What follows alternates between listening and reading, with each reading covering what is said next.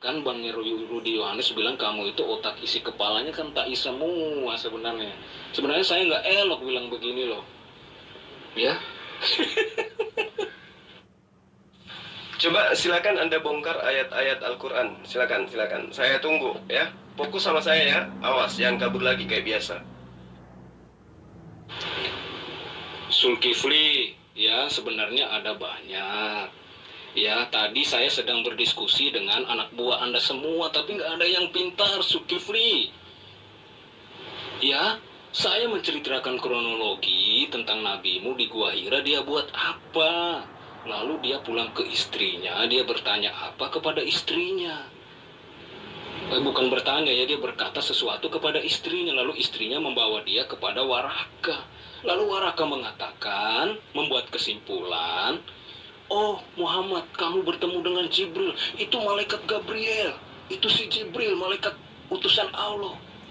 Sekarang saya bertanya kepada teman-temanmu tadi, Zulkifli, anak buahmu tadi, saya tanya begini. Ya, yang mengatakan bahwa Muhammad bertemu dengan Jibril di Gua Hira, ya, itu Waraka bin Nawfal atau Allah. Karena ini ada kaitan dengan perwahyuan. Kalau Allah yang mengatakan bahwa di Gua Hira itu adalah malaikatnya dia, berarti benar itu Al-Quran dari Allah. Tetapi kalau Waraka yang mengatakan bahwa itu adalah malaikat Allah, maka saya sanksi dengan Waraka, karena Waraka tidak pernah melihat siapa itu malaikat Jibril. Aduh. Alhamdulillah, ini saya anggap materi yang sangat baik. Mudah-mudahan materi ini bisa mewaraskan kamu. Jadi begini, ketika Rasulullah Muhammad SAW itu berada di Gua Hira, dia itu lagi berpikir tentang apa yang terjadi di tengah-tengah bangsanya, tengah-tengah kaumnya pada masa itu. Dia melihat bangsa jahiliyah pada masa itu menuhankan patung-patung dan seterusnya, sama dengan Abraham. Berpikir dia mencari Tuhan. Seketika kemudian datang malaikat Jibril kepadanya. Jangan malaikat Jibril deh. Sosok datang kepada beliau, mengajarkan kepada beliau sebuah wahyu. Iqra bismi rabbikal ladzi khalaq dan seterusnya. Lalu kemudian adanya kontak dengan makhluk yang beda dimensi ini membuat Rasulullah Muhammad SAW ini ketakutan. Ya, sama seperti Yesus ketika didatangi oleh malaikat, ketakutannya Yesus melahirkan keringatnya seperti bintik-bintik darah. Luar biasa tuh. Yesus aja begitu ketakutannya, apalagi Rasulullah. Ya kan, kalau Yesus mah sudah sering mendengarkan malaikat datang kepada Musa, malaikat datang kepada Abraham, malaikat datang kepada Zakaria. Yesus sudah sering dengar itu. Karena Yesus belajar tentang kitabnya ahli Torah, ahli kitab. Tapi Rasulullah Muhammad SAW tidak pernah mendengarkan bahwa ada yang dikatakan malaikat datang kepada sosok manusia. Nggak pernah mendengarkan itu. Jadi wajar kemudian ketika dia ketakutan. Yesus sudah sering mendengar, masih juga ketakutan dan parah. Keringatnya bintik seperti darah gitu. Nah, kejadian ini kemudian dia laporkan kepada istrinya yang ahli kitab. Kitabnya Khadijah bukan kitab perjanjian baru, bukan perjanjian lama. Dia betul-betul pengajaran yang masih bisa dipertanggungjawabkan, dekat daripada pengajaran Nabi Musa dan juga Nabi Isa alaihissalam. Diterangkan itu. Tanda-tanda itu kemudian membuat Khadijah itu harus menanyakan kepada yang lebih ahli dari dia. Maka datanglah kepada seorang imam, kepada seorang rabi. Ketemulah dengan Waraka. Waraka ini siapa? Waraka ini adalah ahli Taurat.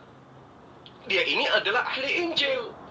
Apa yang dibaca di Injilnya dia, di Torahnya dia, itu berkesesuaian dengan ciri yang terjadi kepada Rasulullah.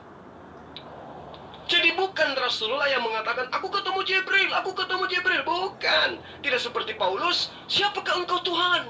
Akulah Yesus yang kau aniaya. Tidak seperti itu, bukan cerita dongeng kayak begitu, enggak. Jadi Rasulullah datang bersama istrinya kepada seorang imam.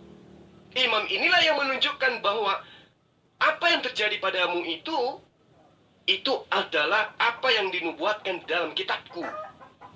Dan yang datang kepadamu itu adalah malaikat Jibril, yang disebut dengan Ruhul Kudus. Nah, apakah yang dikatakan Waraka itu dusta? Tidak, ternyata proses itu berlanjut sampai 22 tahun lebih. Gitu loh. Jadi apa yang kemudian terjadi di Gua Hira itu tidak disimpulkan hari itu juga. Kesimpulan kebenarannya itu berlanjut sampai Rasulullah Muhammad SAW menamatkan risalah kerasulannya. Itu yang perlu Anda pahami. Nah, kembali saya ingin bertanya kepada Anda. 1 Raja-Raja 19 nomor 9, di situ diterangkan bahwa Elia masuk ke dalam goa. Lalu kemudian firman Allah datang kepadanya. Siapa yang menjadi saksi di sana? Lalu apa yang dilakukan oleh Elia? Lalu siapa yang mengajarkan bahwa yang datang kepadanya itu adalah firman Allah? Siapa yang menerangkan itu? Silakan.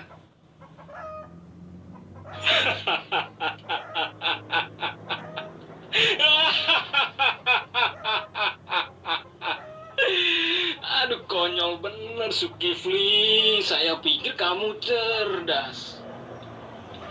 Saya belum masuk kepada Waraka, ya. Kamu tidak menjawab pertanyaan saya, Zulkifli. Atas dasar apa si Waraka mengatakan bahwa itu adalah Jibril utusan Allah? Sementara Waraka sendiri tidak pernah mengalaminya, tidak pernah bertemu, bahkan melihat pun tak. Zulkifli M. Abbas, ya. Makanya saya bertanya, tadi saya katakan saya sanksi, karena bukan Allah yang mengatakan bahwa itu adalah malaikat Jibril. Allah tidak pernah bertemu, berbicara. Ya, tadi kamu singgung, ya Zulkifli, kamu singgung bahwa karena nabi-nabi sebelumnya pernah bertemu dengan malaikat Jibril. Astagfirullahaladzim, hanya begitukah pengetahuan kamu, Zulkifli? Aduh. Asal kamu tahu, Zulkifli, Musa tidak pernah bertemu dengan Jibril, Zulkifli. Musa berbicara secara langsung dengan Tuhan. Ya, makanya saya bilang, ya, atas dasar apa, ya? Atas dasar apa Anda mengatakan bahwa itu adalah malaikat Jibril? Ya, atas dasar apa? Jangankan Anda, Waraka saja tidak pernah bertemu dengan malaikat Jibril. Lalu atas dasar apa dia mengatakan bahwa itu adalah Jibril? Ya, sosok itu banyak.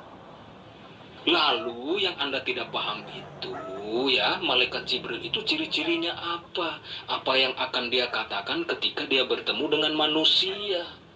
Itu semua diceritakan di dalam Kitab Suci Perjanjian Baru ketika dia mengunjungi Maria atau mendatangi Maria. Ya, ketika dia mendatangi Bunda Maria, Jibril memiliki ciri-ciri tertentu. Ya, maka saya katakan bahwa yang di Gua Hira itu, yang bertemu dengan si Muhammad ini, itu bukan Jibril yang sebenarnya. Ya, Anda jangan ngarang-ngarang itu, Zulkifli. Yang perlu kamu pahami itu adalah Waraka ini adalah ahli Taurat. Dia adalah ahli kitab. Dia bisa bahasa Ibrani, dia bisa bahasa Aramaik. Artinya, dia memahami kitabnya Nabi Musa alaihissalam. Dari mana kemudian dia bisa mengetahui bahwa yang datang kepada Rasulullah Muhammad SAW itu adalah seorang nabi, seorang malaikat Jibril? Karena di dalam kitabnya dia diterangkan seperti itu. Ya, bukan yang ada di dalam kitabmu kemudian, tapi di kitabnya Waraka yang menerangkan tentang sosok yang akan datang. Nabi itu sama seperti Musa. Dan ia datang dari apa? Dari saudaranya Bani Israel. Saudara Bani Israel berarti dari Bani Ismail. Makanya banyak di antara mereka orang-orang Yahudi ini itu sengaja datang ke Jazirah Arab untuk menunggu dan menyaksikan kedatangan sosok Nabi tersebut. Lalu kemudian terkait dengan Ruhul Kudus. Ruhul Kudus yang dijanjikan oleh Yesus itu adalah ciri-cirinya mengingatkan kembali apa yang pernah Yesus ajarkan kepada Bani Israel. Nah, saya katakan kepadamu bahwa ketika Yesus mengatakan Ruhul Kudus itu akan datang kepada murid-murid Yesus mengajarkan kembali kepada murid Yesus tentang apa yang Yesus ajarkan kepada mereka awal kali, maka yang muncul pertanyaan adalah, apa ajaran Roh Kudus kepada Paulus yang berkesesuaian dengan ajaran Yesus kepada murid-muridnya? Apa ajaran Roh Kudus kepada penulis-penulis kitabmu yang berkesesuaian dengan ajaran Yesus kepada murid-muridnya? Sementara ketika Roh Kudus datang kepada Rasulullah Muhammad SAW, benar, dia kembali mengingatkan perkataan-perkataan Yesus kepada Bani Israel. Anda silakan baca Yohanes 14 nomor 26. Ketika Roh Kudus itu datang, maka tugasnya adalah kembali mengingatkan kepadamu tentang ucapan yang pernah aku ucapkan kepadamu. Makanya kemudian Waraka itu mengetahui bahwa yang datang ini adalah benar-benar Jibril. Dialah Roh Kudus yang akan datang mengajarkan segala sesuatunya tentang hukum-hukum, tentang keadilan dan pengisapan dunia akan dosa. Nah, kalau bukan Rasulullah Muhammad SAW, lalu kepada siapa Roh Kudus itu datang? Coba Anda jawab ini dulu. Kalau bukan kepada Rasulullah Muhammad SAW, lalu kepada siapa Roh Kudus ini akan datang setelah Yesus itu pergi? Jawab.